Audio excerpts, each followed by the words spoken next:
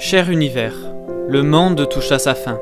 L'air est pollué, les océans contaminés, les animaux disparaissent, les économies se sont effondrées. L'éducation a disparu, la police est corrompue, l'intelligence est évitée et l'ignorance récompensée. Les gens sont déprimés et en colère, donc tout le monde est médicamenté.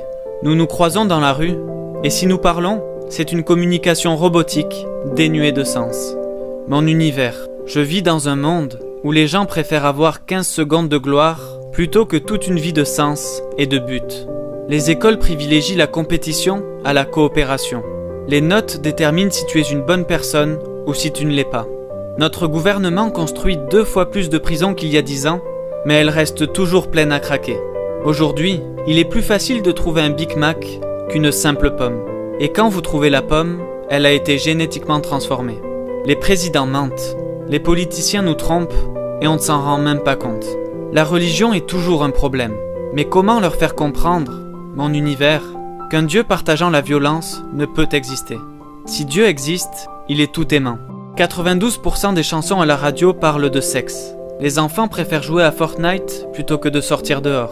La technologie nous donne tout ce dont nous pourrions rêver, et en même temps, elle nous vole tout ce dont nous avons vraiment besoin.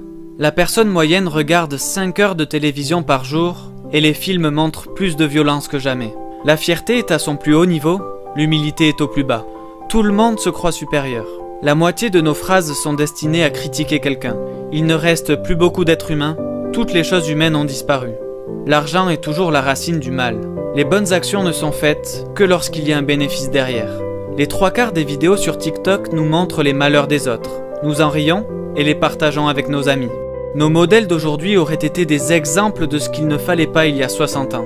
Les entreprises investissent des millions de dollars pour embaucher des spécialistes qui vont convaincre les filles qu'elles ont besoin de maquillage pour être belles, ce qui réduit en permanence leur estime de soi, car elles ne seront jamais assez jolies pour répondre à ces normes impossibles. Les entreprises nous disent « achetez, achetez, achetez, obtenez ceci, obtenez cela, vous devez suivre, vous devez acheter le dernier iPhone, vous devez vous intégrer, cela vous rendra heureux. » Oui, peut-être, mais pas pour très longtemps. Alors mon univers, que pouvons-nous faire face à toute cette folie? Je pense que nous pouvons aimer, cette force que tu nous as donnée et auquel tu tiens tant. Et ne t'inquiète pas, je ne parle pas de l'amour que nous entendons dans notre chanson préférée. Je parle du vrai amour, l'amour pur de tout ce qui nous entoure, l'amour sans bornes, sans limite. Aimer du moment où nous nous réveillons jusqu'au moment où nous nous couchons. Mais comment convaincre les gens d'aimer? Peut-être devons-nous faire des actes de gentillesse, parce que c'est contagieux? Peut-être devons-nous montrer un peu plus de compassion que d'habitude? Je pense aussi que nous pouvons pardonner, parce que dans 30 ans, est-ce que cette rancune envers notre ami, notre mère, notre père, en vaudra vraiment la peine? Certains ne reconnaissent plus leurs frères, leurs sœurs, quand ils font preuve de colère, de haine, de cruauté. Mais une fois que nous aimons vraiment, nous rencontrons la colère avec sympathie, la haine avec compassion, la cruauté avec gentillesse, car nous comprenons enfin que l'amour est l'arme la plus puissante sur Terre. Au lieu d'essayer de changer les autres, nous pouvons d'abord nous changer nous-mêmes. Nous pouvons changer nos cœurs. Robert Kennedy a dit un jour que peu d'entre nous auront la grandeur de changer l'histoire.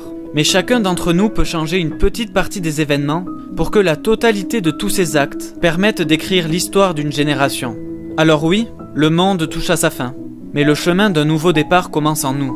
Je sais que tu seras là pour agir, mon univers, et je veux surtout que celui qui m'écoute devant cet écran comprenne qu'il en fait partie et que cette lettre est finalement pour lui.